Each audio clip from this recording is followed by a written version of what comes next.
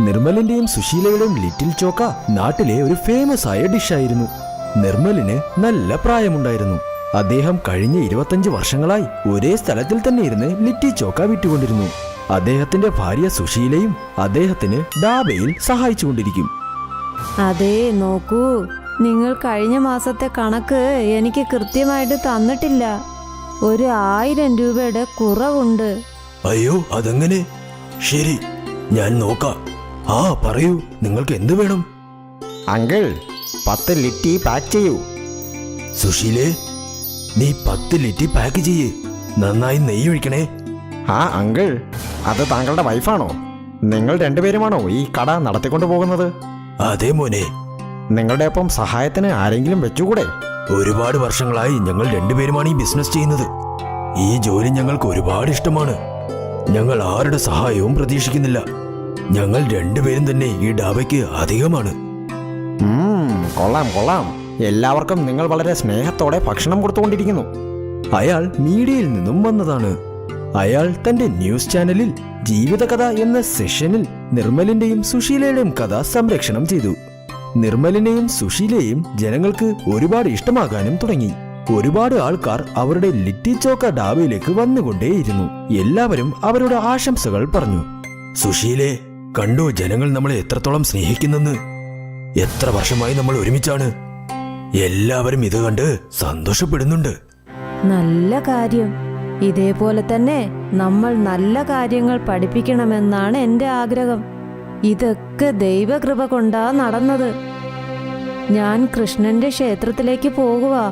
ഞാൻ പ്രസാദം കൊണ്ടുവന്ന് എനിക്ക് നല്ലൊരു ജീവിത പങ്കാളിയെ തന്നതുകൊണ്ട് ആ ദൈവത്തിനോട് നന്ദി പറയാൻ ആഗ്രഹിക്കുന്നു. ഞാൻ ദിവസവും ദൈവത്തോട് പ്രാർത്ഥിക്കുന്നുണ്ട്, അടുത്ത ജന്മവും നിന്നെ പോലൊരു ഭാര്യയെ കിട്ടണമെന്ന്. കഴിഞ്ഞ ജന്മത്തിൽ ഞാൻ എന്തോ ഒരു നല്ല കാര്യം ചെയ്തിട്ടുണ്ടെന്ന് തോന്നുന്നു. അതെ, എനിക്കും അങ്ങനെ തന്നെയാണ് തോന്നാറുള്ളത്. നിനക്ക് ഒരുപാട് നന്ദി. ഞാൻ എടുത്തു വെക്കുന്ന എല്ലാ സ്റ്റെപ്പിലും നീ എന്നോടൊപ്പം ഉണ്ടായിരുന്നു. നിങ്ങളോടും നന്ദി. ശരി, അപ്പോൾ ഞാൻ പോയിട്ട് വരാം. വേഗം തിരിച്ചു വന്ന് നിങ്ങൾക്ക് ഒരുപാട് ഇഷ്ടമുള്ള തൈര് വടയും ഉണ്ടാക്കിത്തരാം. പോയിട്ട് വാ. അതിനുള്ളിൽ ഞാൻ ഡാബ ഓപ്പൺ ചെയ്യാം. ജയ് ശ്രീകൃഷ്ണ. ജയ് ശ്രീകൃഷ്ണ. സുശീല ക്ഷേത്രത്തിലേക്ക് പോയിക്കൊണ്ടിരുന്നു. നിർമ്മൽ അദ്ദേഹത്തിന്റെ ഡാബയും തുറന്നു. വൈകുന്നേരവുമായിരിക്കുന്നു. എന്നാൽ സുശീല തിരിച്ചു വന്നതേയില്ല. നിർമ്മൽ ഒരുപാട് പേടിക്കാൻ തുടങ്ങി. ഒരുപാട് ലേറ്റായല്ലോ. ഈ സമയം കൊണ്ട് എന്റെ ഭാര്യ ക്ഷേത്രത്തിൽ നിന്നും തിരിച്ചു വരേണ്ടതാണല്ലോ. ഇതുവരെ വന്നില്ലല്ലോ. ഇവൾ എവിടെ പോയതായിരിക്കും? ഒന്നുപോയി അന്വേഷിക്കാം. നിർമ്മൽ എല്ലാ സ്ഥലത്തും പോയി അടുത്തുള്ള കടകളിലെല്ലാം സുശീലയെ അന്വേഷിച്ചു. എന്നാൽ അവിടെയുള്ള ആർക്കും സുശീലയെക്കുറിച്ച് അറിയുകയില്ലായിരുന്നു. ഇപ്പോൾ രാത്രിയായല്ലോ. ഇനി പോലീസ് സ്റ്റേഷനിലേക്ക് പോകാം. അദ്ദേഹം ഒരുപാട് പേടിച്ചു പോയി പോലീസ് സ്റ്റേഷനിലേക്കും പോയിക്കൊണ്ടിരുന്നു. അപ്പോഴാണ് അദ്ദേഹം വഴിയിൽ ഋഷഭിനെ കണ്ടത്. ഋഷഭ് അവരുടെ ഏരിയയിലുള്ള ഒരു പയ്യനായിരുന്നു. നിർമ്മലങ്കൾ, നിങ്ങൾ എവിടേക്കാ പോകുന്നത്? താങ്കൾ എന്തിനാ വിഷമിക്കുന്നത്? നോക്കുമോനെ, സുശീല ആന്റി രാവിലെ കൃഷ്ണന്റെ ക്ഷേത്രത്തിലേക്ക് പോയിരുന്നു. ഇപ്പോഴും തിരിച്ചു വന്നില്ല. അവളെ കാണാത്തത് കൊണ്ട് ഞാൻ പോലീസ് സ്റ്റേഷനിലേക്ക് പോകുക. വരൂ, ഞാനും വരാം. ഈ രാത്രിയിൽ താങ്കൾ തനിച്ചു പോകുന്നത് ശരിയല്ല. നിർമ്മലും ഋഷഭും പോലീസ് സ്റ്റേഷനിലേക്കും പോയി. നിർമ്മൽ അദ്ദേഹത്തിന്റെ കംപ്ലൈന്റും എഴുതി. താങ്കളുടെ ഭാര്യയ്ക്ക് എത്ര വയസ്സുണ്ട്? അവർ അവസാനമായി എന്തു വസ്ത്രമാണ് ഇട്ടിരുന്നത്? സാർ, വയസ്സ് ഏകദേശം 60 കാണും. അവൾ മഞ്ഞ കളറ് സാരിയാണ് ധരിച്ചിരുന്നത്. അപ്പോഴാണ് പോലീസ് ടേബിൾ ഡ്രോയറിൽ നിന്നും ഒരു ഫോട്ടോ എടുത്ത് അത് നിർമ്മലിനെ കാണിച്ചത്. ഇതാണോ നിങ്ങളുടെ ഭാര്യ? ഇത് തന്നെ. ഇവളുടെ ഫോട്ടോ എങ്ങനെ നിങ്ങളുടെ കയ്യിൽ? നിർമ്മലും ഋഷഭും ഒരുപാട് പേടിച്ചു പോയി. ഇവർക്ക് രാവിലെ കൃഷ്ണന്റെ ക്ഷേത്രത്തിന്റെ മുൻപിൽ വെച്ച് ആക്സിഡന്റ് ആയി. ഇവരാരാണെന്ന് കണ്ടെത്താൻ ഞങ്ങൾ ശ്രമിച്ചതാണ്. എന്നാൽ ഞങ്ങൾക്ക് കണ്ടെത്താനേ പറ്റിയില്ല. പിന്നെയാണ് മനസ്സിലായത് നിർമ്മൽ ലിറ്റി ഡാബയിലെ അതിന്റെ ഓണറിന്റെ ഭാര്യയാണെന്ന്. ചിലരെ അദ്ദേഹത്തിന്റെ വീട്ടിലേക്ക് ഞങ്ങൾ പറഞ്ഞു വെച്ചു. എന്നാൽ അവിടെ നിങ്ങൾ ഇല്ലായിരുന്നു. ഞാൻ അവളെ അന്വേഷിച്ചു പോയിരുന്നു. ഫോണ് വീട്ടിൽ തന്നെ വെച്ചു. സാർ, സുശീലയ്ക്ക് ഒന്നും പറ്റിയില്ലല്ലോ. അവൾ ഏത് ഹോസ്പിറ്റലിലാ? എനിക്ക് അവളെ കാണണം. സാർ, ഇവിടെ നോക്കൂ. ഇത് താങ്കളെ അറിയിക്കാൻ എനിക്ക് നല്ല വിഷമമുണ്ട്. താങ്കളുടെ ഭാര്യ ഇപ്പോൾ ജീവനോടെ ഇല്ല. അവർ ഓൺ ദ സ്പോട്ടിൽ തന്നെ മരിച്ചു. ഈ കാര്യം കേട്ടതും നിർമ്മലിന്റെ തലയിൽ ഇടുത്തി വീണതുപോലെയായി. അദ്ദേഹത്തിന്റെ തലച്ചോറിന്റെ പ്രവർത്തനം നിന്നുപോയി. അദ്ദേഹത്തിന് ഒന്നും മനസ്സിലായതേയില്ല. അദ്ദേഹം ഒരു വിറയലോടെ താഴേക്കും വീഴാൻ പോയി. ഭാഗ്യമെന്ന നിലയിൽ ഋഷഭ് അദ്ദേഹത്തെ പിടിച്ചു. അയ്യോ നിർമ്മലെങ്കിൽ നിങ്ങൾക്ക് എന്തു പറ്റി? ഓനെ സുശീല ഇങ്ങനെ സംഭവിച്ചല്ലോ. ഞാൻ ഇനി എന്തു ചെയ്യും? സുശീല എന്നെ തനിച്ചാക്കി പോയല്ലോ. അവൾ എന്തിനാ പോയത്? അവളെ വിട്ട് ഞാൻ എങ്ങനെ? പാവം നിർമ്മൽ അവിടെ കരഞ്ഞുകൊണ്ടേ നിന്നു. ഋഷഭ് അദ്ദേഹത്തെ സമാധാനപ്പെടുത്താൻ ശ്രമിച്ചു. പിന്നെ ഒരുപാട് കഷ്ടപ്പെട്ട് അദ്ദേഹത്തെ ഒരിടത്തും ഇരുത്തി. പിന്നെ അവൻ പോലീസ് സ്റ്റേഷനിലെ എല്ലാ ഫോർമാലിറ്റീസും തീർക്കാൻ വേണ്ടി പോയി. അതിനുശേഷം അവൻ നിർമ്മലിനെയും വീട്ടിലേക്ക് കൊണ്ടുപോയി. അതുപോലെ സുശീലയുടെ അന്ത്യകർമ്മങ്ങൾ ചെയ്യാനുള്ള ഉത്തരവാദിത്വവും ഏറ്റെടുത്തു. 1 മാസം ഇങ്ങനെ തന്നെ കടന്നുപോയി. നിർമ്മൽ അദ്ദേഹത്തിന്റെ ഡാബയിൽ തനിയെ ഇരിക്കുകയായിരുന്നു. അങ്കിൾ, സുഖമാണോ? താങ്കൾക്ക് കുഴപ്പമൊന്നുമില്ലല്ലോ? എനിക്ക് എന്ത് സുഖമാണ് മോനെ. എനിക്കായി ഇനി ആരുണ്ട്? ഞാനിപ്പോൾ ഈ കട വിൽക്കാൻ പോകുക. ഈ കടയിലിരിക്കുമ്പോൾ എനിക്ക് സുശീലയുടെ ഓർമ്മകൾ മാത്രമേ ഉള്ളൂ. ഇപ്പോൾ ഞാൻ എൻ്റെ മരണത്തിന് വേണ്ടി കാത്തിരിക്കുകയാണ്. എനിക്ക് പെട്ടെന്ന് സുശീലയുടെ അടുത്തേക്ക് പോകണം. ഇങ്ങനെ പറയുമ്പോൾ തന്നെ നിർമ്മലിന്റെ കണ്ണിൽ നിന്നും കണ്ണുനീർ വരുന്നുണ്ടായിരുന്നു. ഋഷഭ് നിർമ്മലിന്റെ അടുത്തിരുന്ന് ഇങ്ങനെ പറഞ്ഞു. അങ്കിൾ, താങ്കൾ എന്തിനാണ് ഇങ്ങനെ പറയുന്നത്? ഈ ലിറ്റി ചോക്കോ ഡാബ ഈ നാടിന്റെ അന്തസ്സാണ്. എത്രയെത്ര ഓർമ്മകൾ ഇവിടെയുണ്ട്. ഇത് വിൽക്കണ്ട. ഞാനിവിടെ ഇല്ലേ? എനിക്കും ഇവിടെ ആരും തന്നെ ഇല്ല. എനിക്ക് താങ്കളൊരു അച്ഛനെ പോലെയാണ്. താങ്കളെ ഞാൻ സഹായിക്കാം. അന്നു മുതൽ ദിവസവും ഋഷഭ് നിർമ്മലിനെ സഹായിക്കാൻ വേണ്ടി അദ്ദേഹത്തിന്റെ ഡാബയിലേക്ക് പോയി. ഋഷഭ് പതുക്കെ പതുക്കെ നിർമ്മൽ റിക്കവർ ആകാൻ വേണ്ടി സഹായിച്ചു. അങ്കിൾ, താങ്കൾ വിഷമിക്കണ്ട. ഈ ഡാബ എപ്പോഴും ഇങ്ങനെ തന്നെ പോകും. ഈ ലോകം താങ്കളുടെയും സുശീലാന്റിയുടെയും സ്നേഹം മറക്കുകയേയില്ല. താങ്കളുടെ സ്നേഹം ഇവിടെ തന്നെ നിലനിൽക്കും. ഞാൻ താങ്കൾക്ക് വാക്ക് തരികയാണ്. ഋഷഭ്, സുശീലയ്ക്ക് ശേഷം നീ എനിക്ക് വേണ്ടി വന്നു. ഈ ലോകത്തിൽ ഇപ്പോൾ നീയാണ് എനിക്കൊരു തുണ. ഒരുപാട് നന്ദി മോനെ. നിന്റെ ഈ സഹായം ഞാൻ മറക്കുകയേയില്ല. ഋഷഭും നിർമ്മലും ഒത്തുചേർന്ന് ഡാബ മുൻപോട്ട് നടത്തി. 4 വർഷങ്ങൾക്ക് ശേഷം നിർമ്മലും മരിച്ചുപോയി. അതുകൊണ്ട് ഋഷഭ് ഇപ്പോൾ ആ ഡാബ തനിയെ നടത്തിപ്പോയിരുന്നു. പിന്നെ അവിടെ വരുന്ന എല്ലാവരോടും നിർമ്മലിന്റെയും സുശീലയുടെയും കഥ പറയുമായിരുന്നു. ഈ ഡാബ അവരുടെ ഇൻസ്പിറേഷൻ കൊണ്ടാണ് മുൻപോട്ട് പോകുന്നതെന്ന് അവൻ എല്ലാവരോടും പറയും. നിർമ്മലിന്റെയും സുശീലയുടെയും ഡാബ വളരെ നന്നായി തന്നെ മുൻപോട്ട് പോയി. അങ്ങനെ അത് ആ ദേശം മുഴുവനും ഫേമസ് ആയി. അബ്ദുൾ ഒരു നല്ല പാചകക്കാരനായിരുന്നു. അയാൾക്ക് സുൽത്താൻ മിയയുടെ ഹോട്ടലിൽ തന്തൂരി ഉണ്ടാക്കുന്ന ജോലിയായിരുന്നു. എനിക്കൊരു തന്തൂരി പാർസലാക്കൂ. ഇപ്പൊ തരാം. അബ്ദുള്ളക്ക, നിങ്ങളുടെ കൈകൊണ്ട് ഉണ്ടാക്കുന്ന തന്തൂരി സൂപ്പറാണ്. ഞാൻ പല ഹോട്ടലുകളിലും തന്തൂരി കഴിച്ചിട്ടുണ്ട്. പക്ഷേ നിങ്ങളുടെ കൈപുണ്യം വേറെ ആർക്കും ഞാൻ കണ്ടിട്ടേയില്ല. നന്ദി. എന്റെ തന്തൂരി നിങ്ങൾക്ക് ഇഷ്ടപ്പെട്ടല്ലോ. എനിക്കത് കേട്ടാൽ മതി. അബ്ദുൾ വർഷങ്ങളായി ആ ഹോട്ടലിൽ ജോലി ചെയ്തുകൊണ്ടിരിക്കുന്നു. പ്രശ്നങ്ങളില്ലാതെ എല്ലാം നടന്നുകൊണ്ടിരുന്നു. പിന്നീട് ഒരു ദിവസം സുൽത്താൻ മിയയുടെ മകൻ അഫ്സൽ ഹോട്ടലിന്റെ ചുമതല ഏറ്റെടുത്തു. സാർ, നിങ്ങളുടെ ഹോട്ടലിലെ തന്തൂരി സൂപ്പറാണ്. ആ എനിക്കറിയാം. പല കസ്റ്റമേഴ്സും അബ്ദുള്ളയുടെ തന്തൂരിയെ കുറിച്ച് പറയുന്നുണ്ട്. അത് കേട്ടപ്പോൾ അബ്ദുൾ സന്തോഷിച്ചു. അഫ്സലിന്റെ മനസ്സിലുണ്ടായിരുന്ന കണക്കുകൂട്ടലുകളെ കുറിച്ച് അയാൾ അറിഞ്ഞിട്ടുണ്ടായിരുന്നില്ല. തന്തൂരി കൗണ്ടർ വലുതാക്കണമെന്ന് അഫ്സൽ തീരുമാനിച്ചിട്ടുണ്ടായിരുന്നു. വേറെയും ചില പാചകക്കാരെ അവിടെ നിയമിക്കണം എന്നും. അബ്ദുള്ളക്ക, നിങ്ങൾ വേറെയും 1-2 പേർക്ക് നിങ്ങളെപ്പോലെ തന്തൂരി ഉണ്ടാക്കാൻ പഠിപ്പിച്ചു കൊടുക്കണം. എന്താണെന്ന് വെച്ചാൽ ഞാൻ തന്തൂരി കൗണ്ടർ വലുതാക്കാൻ പോവുകയാണ്.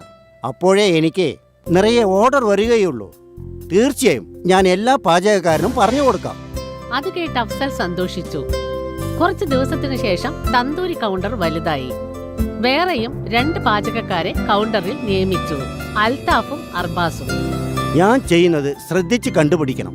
എന്നെപ്പോലെ നന്നായി തന്തൂരി ഉണ്ടാക്കിയാൽ കസ്റ്റമേഴ്സ് നിങ്ങളെയും അഭിനന്ദിക്കും. അബ്ദുൾ 2 പേർക്കും തന്തൂരി രുചിയായിട്ടുണ്ടാക്കാൻ പഠിപ്പിച്ചു കൊടുത്തു. ചില ദിവസങ്ങൾക്കകം അവർ 2 പേരും തന്തൂരി നന്നായിട്ടുണ്ടാക്കാൻ പഠിച്ചു.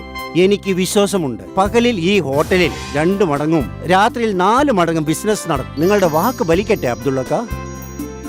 അബ്ദുൾ നല്ല മനസ്സോടെ പുതിയ 2 പേർക്കും തന്തൂരി ഉണ്ടാക്കുന്നത് പഠിപ്പിച്ചു കൊടുത്തു. പക്ഷെ അഫ്സൽ വളരെ തന്ത്രശാലിയായിരുന്നു. അവന്റെ മനസ്സിൽ പണം ഉണ്ടാക്കണമെന്ന വിചാരമേ ഉണ്ടായിരുന്നുള്ളൂ. അതുകൊണ്ട് അവൻ ഒരു പുതിയ പോൾട്രിക്കാരനുമായി കച്ചവടം സംസാരിച്ചു. ആ പോൾട്രിക്കാരൻ ചത്തുപോയ കോഴികളെ കുറഞ്ഞ വിലയ്ക്ക് അഫ്സലിന് വിറ്റുകൊണ്ടിരുന്നു. അങ്ങനെ അഫ്സലിന്റെ വ്യാപാരം വർദ്ധിച്ചു. തന്തൂരി കൗണ്ടർ വലുതായതുകൊണ്ട് കസ്റ്റമേഴ്സും കൂടുതൽ വരാൻ തുടങ്ങി. എല്ലാം നന്നായി നടന്നുകൊണ്ടിരുന്നു. എന്നാൽ ഒരു ദിവസം അബ്ദുൾ പകലും രാത്രിയും ജോലി ചെയ്തുകൊണ്ടിരുന്നപ്പോൾ ഹോട്ടലിന്റെ ഉടമ സുൽത്താൻ അവിടേക്ക് വന്നു. മോനെ അഫ്സലെ, ഹോട്ടൽ എങ്ങനെ നടക്കുന്നു? നന്നായി നടക്കുന്നുണ്ട്. അതുപോട്ടെ, നീ കോഴി വാങ്ങുന്ന സ്ഥലം മാറ്റി എന്നാണല്ലോ കേട്ടത്. അതെ വാപ്പ, ഈ പുതിയ കോഴിക്കടക്കാരൻ കുറഞ്ഞ വിലയിൽ കോഴി സപ്ലൈ ചെയ്യുന്നുണ്ട്. അതെയോ? അതെങ്ങനെ? കാരണം അതെല്ലാം ചത്തുപോയ കോഴികളാണ് വാപ്പ. എന്റെ അള്ളാ, നീ എന്തിനാ ഈ അന്യായം ചെയ്യുന്നത്?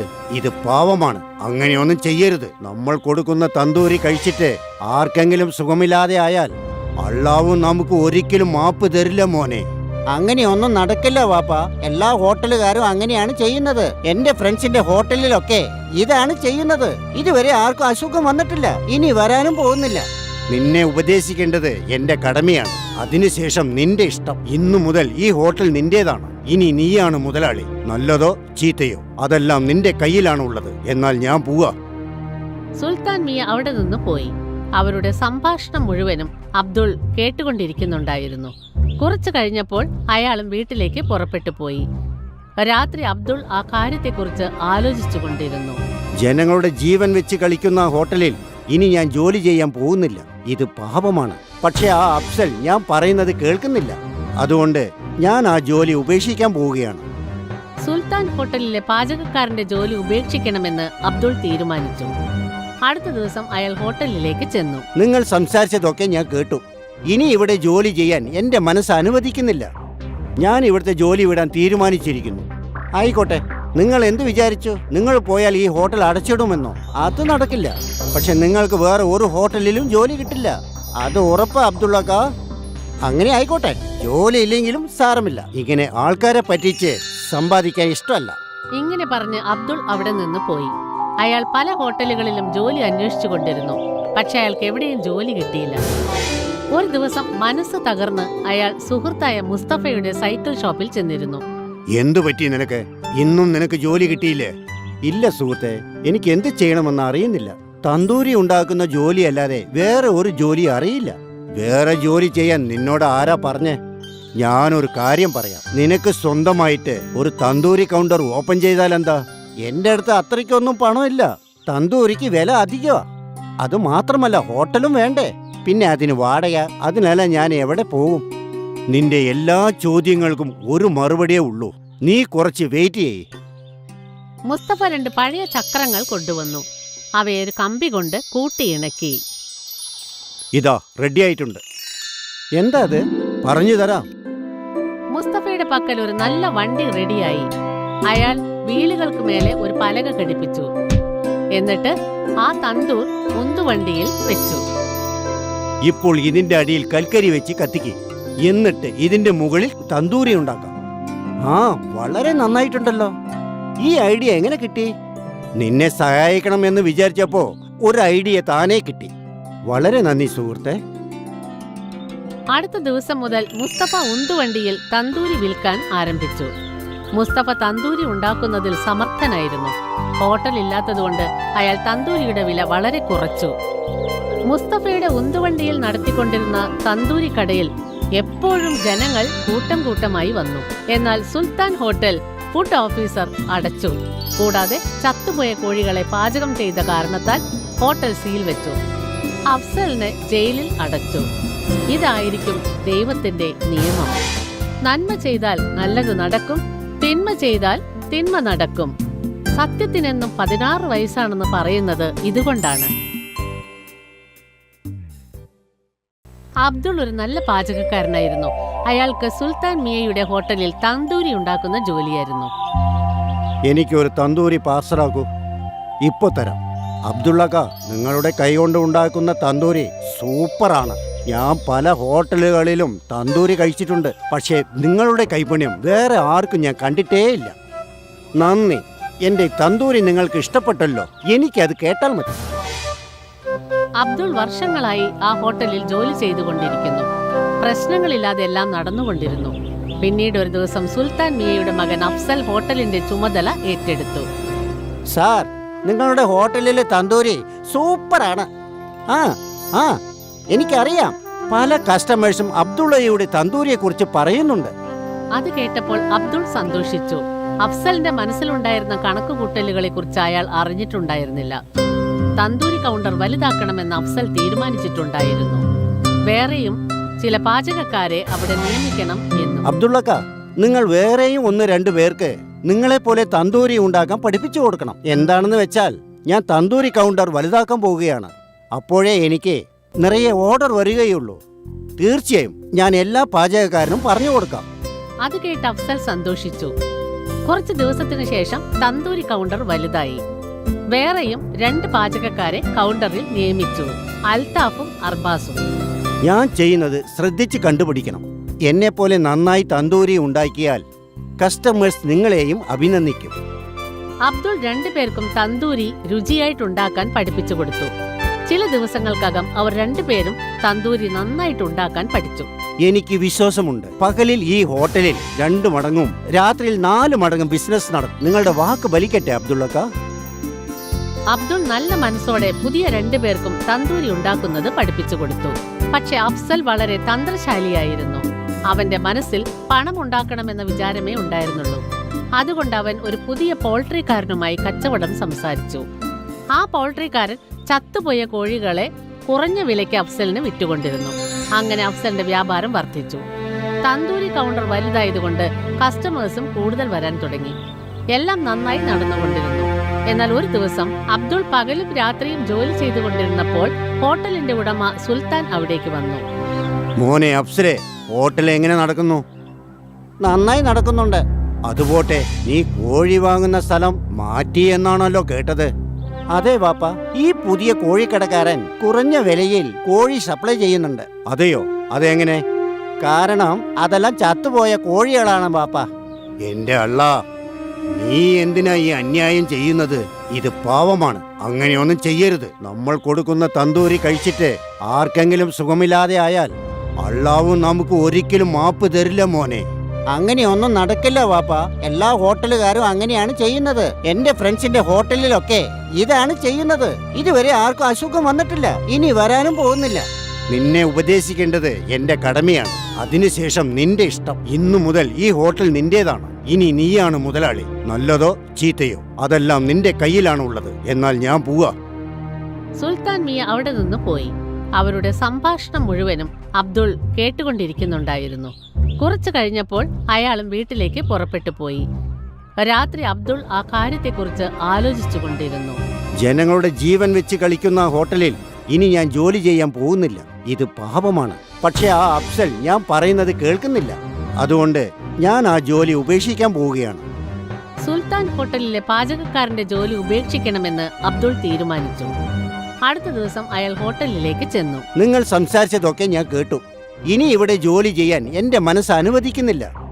ഞാൻ ഇവിടുത്തെ ജോലി വിടാൻ തീരുമാനിച്ചിരിക്കുന്നു. ആയിക്കോട്ടെ, നിങ്ങൾ എന്ത് വിചാരിച്ചു? നിങ്ങൾ പോയാൽ ഈ ഹോട്ടൽ അടച്ചിടുമെന്നോ? അത് നടക്കില്ല. പക്ഷെ നിങ്ങൾക്ക് വേറെ ഒരു ഹോട്ടലിലും ജോലി കിട്ടില്ല. അത് ഉറപ്പാ അബ്ദുള്ളക്ക. അങ്ങനെ ആയിക്കോട്ടെ, ജോലി ഇല്ലെങ്കിലും സാരമില്ല. ഇങ്ങനെ ആൾക്കാരെ പറ്റിച്ച് സമ്പാദിക്കാൻ ഇഷ്ടമല്ല. ഇങ്ങനെ പറഞ്ഞ് അബ്ദുൾ അവിടെ നിന്ന് പോയി. അയാൾ പല ഹോട്ടലുകളിലും ജോലി അന്വേഷിച്ചു കൊണ്ടിരുന്നു. പക്ഷെ അയാൾക്ക് എവിടെയും ജോലി കിട്ടിയില്ല. ഒരു ദിവസം മനസ്സ് തകർന്ന് അയാൾ സുഹൃത്തായ മുസ്തഫയുടെ സൈക്കിൾ ഷോപ്പിൽ ചെന്നിരുന്നു. എന്തു പറ്റി നിനക്ക്? ഇന്നും നിനക്ക് ജോലി കിട്ടിയില്ലേ? ഇല്ല സുഹൃത്തെ, എനിക്ക് എന്ത് ചെയ്യണമെന്ന് അറിയുന്നില്ല. തന്തൂരി ഉണ്ടാക്കുന്ന ജോലി അല്ലാതെ വേറെ ഒരു ജോലി അറിയില്ല. വേറെ ജോലി ചെയ്യാൻ നിന്നോട് ആരാ പറഞ്ഞേ? ഞാനൊരു കാര്യം പറയാം. നിനക്ക് സ്വന്തമായിട്ട് ഒരു തന്തൂരി കൗണ്ടർ ഓപ്പൺ ചെയ്താൽ എന്താ? എന്റെ അടുത്ത് അത്രയ്ക്കൊന്നും പണമില്ല. തന്തൂരിക്ക് വില അധികമാ. അത് മാത്രമല്ല, ഹോട്ടലും വേണ്ടേ? പിന്നെ അതിന് വാടക. അതിനല്ല ഞാൻ എവിടെ പോകും? നിന്റെ എല്ലാ ചോദ്യങ്ങൾക്കും ഒരു മറുപടിയേ ഉള്ളൂ. നീ കുറച്ച് വെയിറ്റ് ചെയ്യ്. മുസ്തഫ 2 പഴയ ചക്രങ്ങൾ കൊണ്ടുവന്നു. അവയെ ഒരു കമ്പി കൊണ്ട് കൂട്ടിയിണക്കി. ഇതാ റെഡി ആയിട്ടുണ്ട്. എന്താ അത്? പറഞ്ഞു തരാം. മുസ്തഫയുടെ പക്കൽ ഒരു നല്ല വണ്ടി റെഡിയായി. അയാൾ വീലുകൾക്ക് മേലെ ഒരു പലക ഘടിപ്പിച്ചു. എന്നിട്ട് ആ തന്തൂർ ഉന്തുവണ്ടിയിൽ വെച്ചു. ഇപ്പോൾ ഇതിന്റെ അടിയിൽ കൽക്കരി വെച്ച് കത്തിക്ക്. എന്നിട്ട് ഇതിന്റെ മുകളിൽ തന്തൂരി ഉണ്ടാക്കാം. ആ, വളരെ നന്നായിട്ടുണ്ടല്ലോ. ഈ ഐഡിയ എങ്ങനെ കിട്ടി? നിന്നെ സഹായിക്കണം എന്ന് വിചാരിച്ചപ്പോ ഒരു ഐഡിയ താനേ കിട്ടി. വളരെ നന്ദി സുഹൃത്തെ. അടുത്ത ദിവസം മുതൽ മുസ്തഫ ഉന്തുവണ്ടിയിൽ തന്തൂരി വിൽക്കാൻ ആരംഭിച്ചു. മുസ്തഫ തന്തൂരി ഉണ്ടാക്കുന്നതിൽ സമർത്ഥനായിരുന്നു. ഹോട്ടൽ ഇല്ലാത്തതുകൊണ്ട് അയാൾ തന്തൂരിയുടെ വില വളരെ കുറച്ചു. മുസ്തഫയുടെ ഉന്തുവണ്ടിയിൽ നടത്തിക്കൊണ്ടിരുന്ന തന്തൂരി കടയിൽ എപ്പോഴും ജനങ്ങൾ കൂട്ടം കൂട്ടമായി വന്നു. എന്നാൽ സുൽത്താൻ ഹോട്ടൽ ഫുഡ് ഓഫീസർ അടച്ചു. കൂടാതെ ചത്തുപോയ കോഴികളെ പാചകം ചെയ്ത കാരണത്താൽ ഹോട്ടൽ സീൽ വെച്ചു. അഫ്സലിനെ ജയിലിൽ അടച്ചു. ഇതായിരിക്കും ദൈവത്തിന്റെ നിയമം. നന്മ ചെയ്താൽ നല്ലത് നടക്കും, തിന്മ ചെയ്താൽ തിന്മ നടക്കും. സത്യത്തിനെന്നും 16 വയസ്സാണെന്ന് പറയുന്നത് ഇതുകൊണ്ടാണ്. ഒരു ഗ്രാമത്തിൽ കുസുംലത എന്നു പേരുള്ള ഒരു വയസ്സായ വിധവ സ്ത്രീ ഉണ്ടായിരുന്നു. കുസുംലതയ്ക്ക് ഒരേ ഒരു മകനാണ്. അവൻ കുറച്ചു വർഷങ്ങൾക്ക് മുൻപ് തന്നെ സിറ്റിയിലേക്ക് ചെന്ന് സെറ്റിലായി. കുസുംലത ഗ്രാമത്തെ ലിറ്റി ചൊക്ക വ്യാപാരം ചെയ്ത് തന്റെ ജീവിതം നടത്തി വന്നു. ഒരു ദിവസം കുസുംലത തന്റെ കടയിൽ ലിറ്റി ചൊക്ക വിൽക്കുകയായിരുന്നു. അപ്പോഴാണ് അദ്ദേഹത്തിന്റെ ഗ്രാമത്തിലുള്ള ഒരാൾ പ്രേം പാൽ അവിടേക്ക് വന്നത്. എങ്ങനെയുണ്ടോ അമ്മേ? ദൈവത്തിന്റെ അനുഗ്രഹം കൊണ്ട് നന്നായിരിക്കുന്നു. ഞാൻ ഇപ്പോഴൊക്കെ നോക്കിക്കൊണ്ടിരിക്കുകയാണല്ലോ, നിങ്ങൾ ഉണ്ടാക്കുന്ന ലിറ്റി ചുക്ക വളരെ കുറവായിട്ടാണല്ലോ വെക്കുന്നത്. മുൻപത്തേക്കാൾ വ്യാപാരം വളരെ കുറവാണ്. പക്ഷെ മതിയായ അളവിനുള്ള വ്യാപാരമുണ്ട്. അതുകൊണ്ടാണ് എന്റെ വീട്ടിലെ അടുപ്പും എരിയുന്നത്. ഇപ്പോൾ നിങ്ങളുടെ വീട്ടിൽ നിങ്ങളല്ലാതെ വേറെ ആരുമില്ല.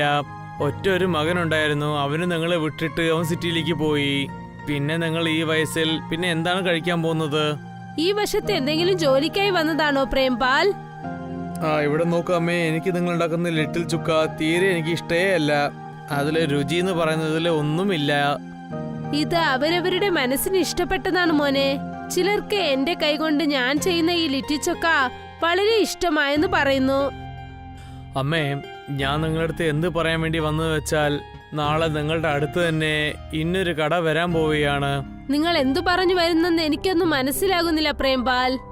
സിറ്റിയിലുള്ള എന്റെ അളിയൻ അജ്ജു നല്ല രുചിയുള്ള ലിറ്റിൽ ചൊക്കോന്റെ റെസിപ്പി പഠിച്ചിട്ടുണ്ട്. നാളെ തൊട്ട് അവൻ നിങ്ങളുടെ അടുത്ത് ഇവിടെ ഇരുന്നാണ് കടയിടാൻ പോകുന്നത്. നിങ്ങൾ അവനെ കണ്ടിട്ട് അവൻ്റെ അടുത്ത് പ്രശ്നം ഉണ്ടാക്കാൻ പാടില്ലല്ലോ. അതുകൊണ്ടാണ് ഞാൻ നിങ്ങളുടെ മുമ്പ് തന്നെ വന്നിട്ട് ഈ കാര്യം പറയുന്നത്. ഞാൻ അദ്ദേഹത്തിനെ നോക്കി എന്തിനാ മോനെ ശബ്ദമുണ്ടാക്കുന്നേ? അവർക്ക് വിധിക്കപ്പെട്ടത് എന്താണോ അത് തന്നെ കിട്ടും. എനിക്ക് എന്താണ് കിട്ടേണ്ടതെന്ന് നിർണയിച്ചിരിക്കുന്നോ അത് തന്നെ എനിക്ക് കിട്ടും. കുസുംലത പറഞ്ഞത് കേട്ടിട്ട് പ്രേംപാൽ ചിരിച്ചുകൊണ്ട് അവിടെ നിന്നും പോയി. പ്രേംപാൽ അദ്ദേഹത്തിന്റെ വീടിന്റെ വാതിൽക്കലേ എത്തിക്കാണു. അപ്പോൾ തന്നെ അദ്ദേഹത്തിന്റെ വീടിന്റെ വാതിൽക്കൽ ഗ്രാമത്തലവൻ അദ്ദേഹത്തെ കാണാനായി വന്നു. ചേടാ, എന്താണ് കാര്യം മുതലാളി? അങ്ങനെ എന്താണ് മുഖ്യമായ കാര്യം വന്നത്? നിങ്ങൾ എന്റെ വീട്ടിലേക്ക് എന്നെ തേടി വന്നിട്ടുണ്ടല്ലോ. നിങ്ങളും ആ കുസുംലത സംസാരിക്കുന്നത് ഞാൻ കുറെ നേരം കേട്ടോണ്ടിരുന്നായിരുന്നു. ശരി, നിങ്ങൾ എന്താണ് പറയാൻ വരുന്നത് മുതലാളി? നിനക്ക് നന്നായിട്ട് അറിയാം ഞാൻ എങ്ങനെയായാലും നിന്റെ ഭാഗത്താണ് നിൽക്കാൻ പോകുന്നത്. എനിക്ക് നിങ്ങളുടെ മേലെ ആ വിശ്വാസമുണ്ട് മുതലാളി. കാര്യം അതല്ല പ്രേംപാൽ, ഒരു പക്ഷേ ഈ കുസുംലത വന്നിട്ടുണ്ടെങ്കിൽ എൻ്റെ അടുത്ത് സഹായം ചോദിച്ചാൽ എനിക്ക് പറ്റില്ല എന്ന് പറയാൻ പറ്റില്ല. ഞാൻ തീർച്ചയായിട്ടും ഒരു ആവശ്യം കൊണ്ട് നിന്റെ ഈ അളിയന്റെ കട ഞാൻ അവിടെ ഇരുന്ന് മാറ്റണമെന്നാ പറയാൻ പറ്റുള്ളൂ. കാരണം കുസുംലത അവസാനമായിട്ട് 20 കൊല്ലമായിട്ട് അവിടെയാണ് കട നടത്തുന്നത്. നിനക്കെന്നെ അറിയാലോ.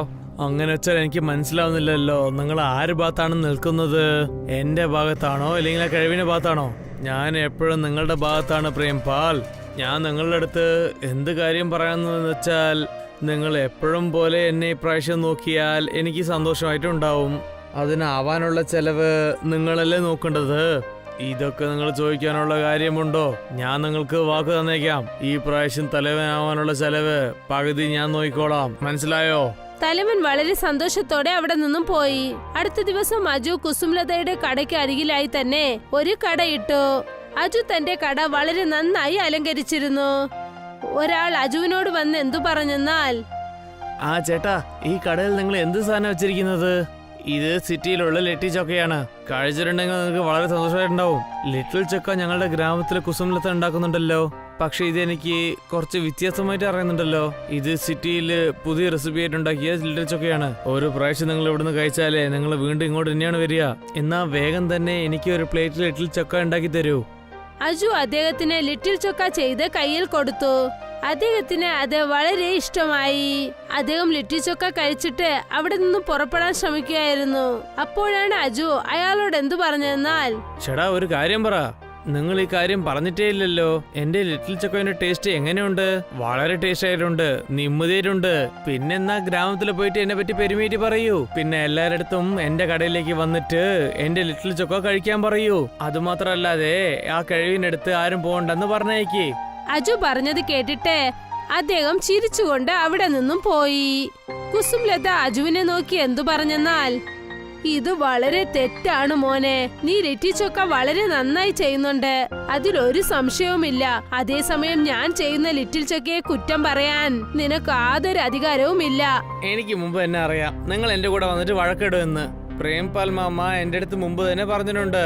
ഞാൻ നിന്നോട് വഴക്കിടുന്നതല്ല മോനെ. നീ ഗ്രാമത്തിൽ നിന്റെ ലിറ്റിൽ ചൊക്കയെ കുറിച്ച് മഹത്വമായി പറയാൻ പറയുന്നു, പിന്നെ എന്റെ വ്യാപാരത്തെ കുറിച്ച് കുറ്റം പറയുന്നു. ഞാൻ എപ്പോഴും നിങ്ങളെയും പിന്നെ നിങ്ങളുടെ ലിറ്റിൽ ചൊക്കോനെ പറ്റി ഇങ്ങനെയാണ് പറയാൻ പോകുന്നത്. നിങ്ങളെ കൊണ്ട് എന്ത് ചെയ്യാൻ പറ്റുമോ നിങ്ങൾ ചെയ്തോളൂ. ആ ദിവസത്തിന് ശേഷം ആരെങ്കിലും അറിയാതെ പോലും കുസുംലതയുടെ കടയിലേക്ക് എത്തിക്കഴിഞ്ഞാൽ അവർക്ക് അജു തന്റെ കൈകൊണ്ട് ചെയ്ത ലിറ്റി ചൊക്ക ഫ്രീ ആയിട്ട് നൽകാൻ തുടങ്ങി. അദ്ദേഹത്തിന് അജുവിന്റെ കൈകൊണ്ട് ചെയ്ത ലിറ്റി ചൊക്ക വളരെ ഇഷ്ടപ്പെട്ടു. പതുക്കെ പതുക്കെ അജു കുസുംലതയുടെ കസ്റ്റമേഴ്സ് എല്ലാവരെയും തന്റെ വശത്തേക്ക് എടുത്തു. കുസുംലത വേറെ വഴിയില്ലാതെ ഗ്രാമത്തലവനെ കാണാൻ ചെന്നു. എന്ത് കാര്യമാണ് കുസുംലത? നിങ്ങൾക്ക് എന്താണ് ഇന്ന് ഗ്രാമത്തിന് തലവിനെ പറ്റി ഓർമ്മ വന്നത്? തലവൻ സാറേ, നിങ്ങൾ സംസാരിക്കുന്നത് കണ്ടാൽ ഒന്നും അറിയാത്തതുപോലെ സംസാരിക്കുന്നു. സാർ, ഇതൊരു ചെറിയ ഗ്രാമമാണ്. അങ്ങനെ ആർക്കെങ്കിലും ഒരു തുമ്മൽ വന്നാൽ പോലും അത് മൊത്ത ഗ്രാമത്തിനും അറിയുന്നതാണ്.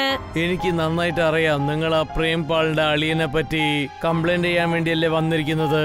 നിങ്ങൾ ഏത് മരത്തിന്റെ താഴെ നിങ്ങളുടെ കട വെച്ചിട്ടുണ്ടോ ആ സ്ഥലം നിങ്ങളുടെ അല്ല, ഗ്രാമത്തിന്റെയാണ്. പിന്നെ ആ സ്ഥലത്തിൽ ആർക്ക് വേണമെങ്കിലും കട വെക്കാനുള്ള യോഗ്യത ഉണ്ട്.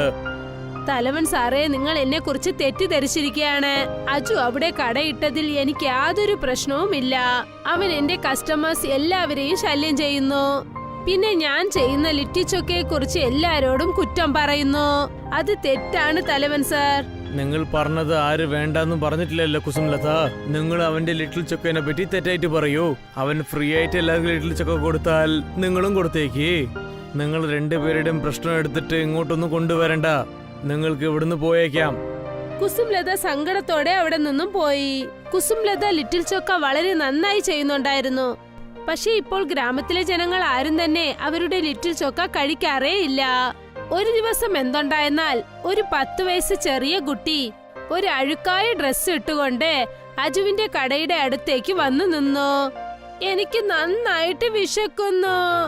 നിന്റെ ഈ മോശമായ ഡ്രസ്സ് ഇട്ടിട്ട് കണ്ടാൽ എനിക്ക് തോന്നി വെച്ചാൽ നിന്റെ അടുത്ത് ഭക്ഷണം കഴിക്കാൻ പോലും കാശുണ്ടാവില്ലെന്ന് തോന്നുന്നല്ലോ. നിങ്ങൾ പറഞ്ഞത് വളരെ ശരിയാണ്. എന്റെ കയ്യിൽ ഇപ്പോൾ കാശില്ല. എനിക്ക് കഴിക്കാൻ എന്തെങ്കിലും തരുവോ?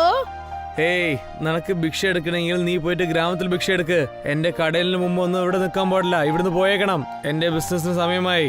ആ ചെറിയ കുട്ടി വളരെ സങ്കടത്തോടെ കുസുംലതയുടെ കടയുടെ മുൻപിൽ വന്നു നിന്നു. എന്തു പറ്റി മോനെ? എനിക്ക് വളരെ ഭയങ്കരമായി വിശക്കുന്നു. നിന്റെ പേരെന്താ മോളെ? എന്റെ പേര് രാധ. കുസുംലത ആ കുട്ടി രാധയ്ക്ക് ഒരു പ്ലേറ്റ് ലിറ്റിൽ ചൊക്ക നൽകി. രാധ കുറച്ചു സമയത്തിനകം അതെല്ലാം തന്നെ കഴിച്ചു. നിനക്ക് കുറച്ചുകൂടി വേണോ മോളെ? അതെ, ഇത് വളരെ നന്നായിട്ടുണ്ട്. കുസുംലത ചിരിച്ചുകൊണ്ട് ഇനിയൊരു പ്ലേറ്റ് കൂടി രാധയ്ക്ക് നൽകി. രാധ മറ്റൊരു പ്ലേറ്റ് ലിറ്റിൽ ചൊക്ക കഴിച്ചുകൊണ്ട് ചിരിച്ചുകൊണ്ട് എന്തു പറഞ്ഞെന്നാൽ, നിങ്ങൾ ചെയ്തിരിക്കുന്ന ഈ ലിറ്റിൽ ചൊക്ക വളരെ നന്നായിട്ടുണ്ട്. അതെ, പക്ഷെ എന്റെ കൈകൊണ്ട് ചെയ്യുന്ന ഈ ലിറ്റിൽ ചൊക്കയെ ഗ്രാമത്തിലെ ജനങ്ങൾ ആരും തന്നെ കഴിക്കാറില്ല. അപ്പോ നിങ്ങൾ ലിറ്റിൽ ചൊക്കയിൽ മാഗി ചേർക്കുകയാണെങ്കിൽ അതിനുശേഷം നിങ്ങളുടെ മാഗി ലിറ്റിൽ ചൊക്കയെ ആർക്കും തടയാനാവില്ല. ആരൊക്കെ അത് കഴിക്കുന്നോ ആ രുചി അവരൊരിക്കലും മറക്കുകയില്ല. മനസ്സിലായോ? അയ്യോ പൊന്നുമോളെ, ഞാനൊന്നും പഠിക്കാത്തവളാണ്. എന്റെ കാലത്തിലുള്ളവർക്കൊക്കെ മാഗി എന്ന് പറഞ്ഞാൽ എന്താണെന്ന് പോലും അറിയില്ല. എന്നെ കൊണ്ട് എങ്ങനെ ചെയ്യാൻ സാധിക്കും? നിങ്ങൾ വിഷമിക്കേണ്ട. ഞാൻ നാളെ രാവിലെ 5 മണിക്ക് നിങ്ങളുടെ വീട്ടിലേക്ക് വരാം. അത് ചെയ്യാനുള്ള വിധം നിങ്ങൾക്ക് പറഞ്ഞു തന്നിട്ട് പോകാം. ഇങ്ങനെ പറഞ്ഞിട്ട് രാധ അവിടെ നിന്നും പുറപ്പെട്ടു പോയി. കുസുംലത ആ കുട്ടി പറഞ്ഞത് വലുതായിട്ട് എടുത്തില്ല. അടുത്ത ദിവസം കുസുംലത രാവിലെ 5 മണിക്ക് തന്നെ എണീറ്റു. കുസുംലത ഉറക്കത്തിൽ നിന്ന് എണീറ്റു. അപ്പോഴാണ് അവരുടെ വീടിന്റെ കതക് തട്ടുന്ന ശബ്ദം കേട്ടത്. ഇത്ര അതിരാവിലെ ആരായിരിക്കും വന്നത്? ചെന്ന് ആരാണെന്ന് നോക്കാം. കുസുംലത കതക് തുറന്നതും അവരുടെ മുൻപിലായി രാധ നിൽക്കുകയായിരുന്നു. അവളുടെ കയ്യിൽ ഒരു ചെറിയ മെഷീൻ ഉണ്ടായിരുന്നു. അകത്ത് വാ മോളെ രാധ.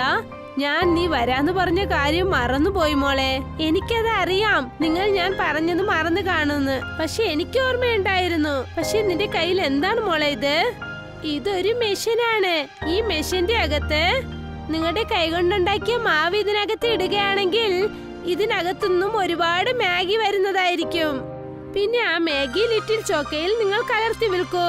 അതിനുശേഷം നോക്കിക്കോ, ഈ ഗ്രാമം മൊത്തം മാഗി ലിറ്റിൽ ചോക്കയുടെ രുചി കണ്ടിട്ട് മയങ്ങിപ്പോകും. കുസുംലത അതുപോലെ തന്നെ ചെയ്തു. തന്റെ കൈകൊണ്ടുണ്ടാക്കിയ മാവ് ആ മെഷീനകത്തേക്ക് ഇട്ടു. പിന്നെ ആ മെഷീനകത്തുനിന്നും റെഡിയായ ഒരുപാട് മാഗി വരാൻ തുടങ്ങി. രാധ കുസുംലതയോട് ലിറ്റിൽ ചോക്ക മാഗി എങ്ങനെ ചെയ്യണമെന്നുള്ള കാര്യങ്ങൾ പറഞ്ഞു കൊടുത്തു. പെട്ടെന്ന് കുസുംലതയ്ക്ക് എല്ലാം മനസ്സിലായി. എന്നാൽ ഞാൻ പോകട്ടെ, കുറച്ചു ദിവസങ്ങൾക്ക് ശേഷം വരാം. അതുവരെ ഈ മെഷീൻ നിങ്ങളുടെ കയ്യിലിരിക്കട്ടെ. അടുത്ത ദിവസം തന്നെ കുസുംലത മാഗി ലിറ്റിൽ ചോക്ക കടയിട്ടു. ഓ, ഇതെന്താണമ്മേ, നിങ്ങൾ അറിഞ്ഞിട്ടാണോ ഈ ലിറ്റിൽ ചക്കയില് മാഗി ഇട്ടിരിക്കുന്നത്? ഇത് വിഷമായി പോവല്ലോ. ഇത് ആർക്ക് കഴിക്കാൻ പറ്റും? അപ്പോഴാണ് അതുവഴി ഒരാൾ പോയിക്കൊണ്ടിരുന്നത്. അദ്ദേഹം ഉടൻ തന്നെ കുസുമലതയുടെ അടുത്തേക്ക് വന്ന് എന്തു പറഞ്ഞെന്നാൽ, ചേടാ, നല്ല മണമാണല്ലോ വരുന്നത്. ഇത് എന്തിന്റെ മണമാണെന്ന് പറയാൻ പറ്റുമോ? ഇത് എന്റെ കൈകൊണ്ട് ചെയ്ത മാഗി ലിറ്റിൽ ചോക്കയുടെ മണമാണ്. എന്റെ പൊന്നോ, ഞാൻ ഇതുവരെ കേട്ടത് വരെ ചോക്കയും പിന്നെ മാഗിയും രണ്ടും വ്യത്യാസമായ സാധനങ്ങളാണ്. ഇത് രണ്ടും ഇങ്ങനെ മിക്സ് ചെയ്ത പോലെ ഞാൻ കഴിച്ചിട്ടേ ഇല്ലല്ലോ. വേഗം എനിക്ക് തന്നെ ഒരു പ്ലേറ്റ് തന്നേക്ക്. കുസുംലത ഒരു പ്ലേറ്റിൽ മാഗി ലിറ്റിൽ ചോക്ക ഇട്ട് അദ്ദേഹത്തിന് നൽകി. അദ്ദേഹം കുറച്ചു സമയത്തിനകം തന്നെ എല്ലാം കഴിച്ചു. എന്റെ പൊന്നോ, വളരെ നന്നായിട്ടുണ്ട്. അദ്ദേഹം എന്തു പറഞ്ഞെന്നാൽ ഇത് ഇത്രത്തോളം രുചിയുള്ളതായിരിക്കുമെന്ന് അദ്ദേഹം വിചാരിച്ചു പോലും നോക്കിയില്ലാന്ന്. ഇങ്ങനെ പറഞ്ഞിട്ട് അദ്ദേഹം അവിടെ നിന്നും പുറപ്പെട്ടു പോയി. പിന്നെ അജു വളരെ ദേഷ്യത്തോടെ പല്ല് കടിച്ചു പിടിച്ചു നിൽക്കുകയായിരുന്നു. കുറച്ചു ദിവസങ്ങൾക്കകം ഗ്രാമം മൊത്തം കുസുംലതയുടെ കൈകൊണ്ട് ചെയ്ത മാഗി ലിറ്റിൽ ചോക്ക പ്രാബല്യമാകാൻ തുടങ്ങി. ഇപ്പോൾ അടുത്ത ഗ്രാമത്തിലെ ജനങ്ങൾ പോലും കുസുംലതയുടെ കൈകൊണ്ട് ചെയ്ത മാഗി ലിറ്റിൽ ചോക്ക കഴിക്കാനായി എത്താൻ തുടങ്ങി. ഇക്കാര്യം അജുവിന് വളരെ കഷ്ടമായി മാറി തുടങ്ങി. ഇപ്പോൾ അജുവിന്റെ അവസ്ഥ എങ്ങനെയായെന്നാൽ അദ്ദേഹത്തിന്റെ കടയിന്റെ മുൻപിൽ ഒരു പട്ടി പോലും നിൽക്കാറില്ല. അദ്ദേഹം വളരെ ദേഷ്യത്തോടെ പ്രേംപാലിനോട് എന്തു പറഞ്ഞെന്നാൽ, ഇത് എന്താ മച്ചാനെ, ദിവസം എനിക്ക് പ്രശ്നം മേലെ പ്രശ്നമാണല്ലോ വരുന്നത്. നിങ്ങൾ എന്താ ഒന്നും ചെയ്യാത്തത്? നീ ഒന്നും വിഷമിക്കണ്ട. ഞാൻ ഇന്ന് വൈകുന്നേരം തന്നെ തലവന്റെ അടുത്ത് എല്ലാ കാര്യങ്ങളും പറഞ്ഞേക്കാം. അവർക്ക് കൊടുക്കാനുള്ള പങ്കൊക്കെ ഇനി എനിക്ക് കൊടുക്കാൻ പറ്റില്ല എന്നും ഞാൻ പറഞ്ഞേക്കാം. ഞാൻ അദ്ദേഹത്തിന് ഇത്രയും പങ്ക് തരികയാണെങ്കിൽ അതിന് പകരം അവരും നമ്മൾക്ക് സഹായിക്കാനുള്ള കാര്യങ്ങളൊക്കെ സഹായിക്കണ്ടേ? പ്രേംപാൽ വൈകുന്നേരം ആയപ്പോൾ തലവനെ ചെന്ന് കണ്ടു. എന്റെ കണ്ണിന് മുമ്പിൽ പകരം ഒരു കാര്യം മറക്കാൻ പറ്റില്ല പ്രേംപാൽ. കുസുംലത ഉണ്ടാക്കുന്ന മാഗി ലിറ്റിൽ ചൗക്ക ഇപ്പൊ ദൂരെയുള്ള ഗ്രാമങ്ങൾ വരെ എല്ലായിടത്തിലും ഫേമസ് ആയിട്ടുണ്ട്. അവളുടെ ഈ വളർച്ച കാണുമ്പോൾ എനിക്കും വല്ലാതെ അസൂയയുണ്ട്. ശരി, ഞാൻ എന്തെങ്കിലും ചെയ്തു നോക്കാം. അടുത്ത ദിവസം തലവൻ കുസുംലതയുടെ കടയുടെ അടുത്ത് വന്ന് എന്തു പറഞ്ഞെന്നാൽ, കുസുംലത ചേച്ചി, നിങ്ങൾ വേഗം നിങ്ങളുടെ കട എടുത്തിട്ട് വേറെ എവിടെയെങ്കിലും മാറ്റിയേക്കണം. പക്ഷെ എന്തിനാ അങ്ങനെ ചെയ്യാൻ പറയുന്നേ? കാരണം ഈ സ്ഥലം പ്രേംപാലും വാങ്ങിയിട്ടുണ്ട്. കാരണം ഈ സ്ഥലം അവരുടെ സ്വന്തമാണ്. കുസുംലത ചിരിച്ചുകൊണ്ട് തലവനെ നോക്കി എന്തു പറഞ്ഞെന്നാൽ, ഇനി ഞാൻ ഇവിടെ കട നടത്തേണ്ട ആവശ്യമില്ല തലവൻ സാറേ. കാരണം ഞാൻ ഗ്രാമത്ത് ഒരു കട സ്വന്തമായി വാങ്ങിച്ചിരിക്കുന്നു. ഇതിനുശേഷം ഞാൻ എന്റെ കടയിൽ മാഗി ലിറ്റിൽ ചോക്ക ചെയ്ത് വ്യാപാരം ചെയ്യും. കുറച്ചു ദിവസത്തിനകം തന്നെ കുസുംലത ആ ഗ്രാമത്തിൽ നല്ലൊരു കട തുറന്നു. പിന്നെ അവർക്കെന്ന് സ്വന്തമായി ഒരു നല്ല വീടും കെട്ടി. ഒരു ദിവസം രാത്രി കുസുംലത രാധയെ കുറിച്ച് ആലോചിക്കായിരുന്നു. അപ്പോഴാണ് അവരുടെ വീടിന്റെ കതക് ആരോ തട്ടിയത്. അവർ തന്റെ വീടിന്റെ കതക് തുറന്നു നോക്കിയപ്പോൾ രാധ നല്ല വസ്ത്രങ്ങൾ ഇട്ടുകൊണ്ട് ഒപ്പം ഒരു നല്ല മനുഷ്യനോടൊപ്പം നിൽക്കുകയായിരുന്നു. ഞാൻ ഇതുവഴി പോവുകയായിരുന്നു, അതുകൊണ്ടാ നിങ്ങളെ കണ്ടിട്ട് പോകാമെന്ന് വന്നത്. നീ തന്ന മെഷീൻ എന്റെ കയ്യിലാണുള്ളത് മോളെ. ആ മെഷീൻ നീ എടുത്തുകൊണ്ട് പോകാനാണോ മോളെ വന്നത്? പറയണമെങ്കിൽ അതൊരു മാന്ത്രിക മാഗി ലിറ്റിൽ ചോക്ക ചെയ്യുന്ന മെഷീനാണ്. നീ പറയുന്നത് എനിക്ക് മനസ്സിലാകുന്നില്ല. ഞങ്ങൾ ഈ ലോകത്തിലുള്ളവരല്ല. പക്ഷെ നിങ്ങൾ ഇങ്ങനെയും പറയാം, ഞങ്ങളെല്ലാം മാന്ത്രിക ലോകത്തിലുള്ളവരാണ്. പിന്നെ ഇദ്ദേഹമാണ് എന്റെ അച്ഛൻ. ഇടയ്ക്കിടയ്ക്ക് നിങ്ങൾ അപമാനപ്പെടുന്നത് ഞങ്ങൾ കണ്ടുകൊണ്ടേയിരുന്നു. പക്ഷെ ഞങ്ങൾക്ക് അത് സഹിക്കാൻ സാധിച്ചില്ല. ഞാൻ എന്റെ അച്ഛൻ എന്നോട് പറഞ്ഞതുകൊണ്ടാണ് ഈ മെഷീൻ നിങ്ങൾക്ക് നൽകാനായി വന്നത്. ഈ മെഷീൻ ഇനി നിങ്ങളുടെ സ്വന്തമാണ്. നിങ്ങളെ കാണാൻ ഞാൻ ഇടയ്ക്കിടയ്ക്ക് ഇങ്ങോട്ട് വരും. ഇങ്ങനെ പറഞ്ഞിട്ട് രാധയും അവളുടെ അച്ഛനും അവിടെ നിന്നും മാഞ്ഞുപോയി. കുസുംലത ചിരിച്ചുകൊണ്ട് ആ വീടിന്റെ കതക് മൂടി. കുസുംലത ഇന്നും ആ മാന്ത്രിക മെഷീനിൽ നിന്ന് മാന്ത്രിക ലിറ്റിൽ ചോക്ക ചെയ്തുകൊണ്ടിരിക്കുകയാണ്.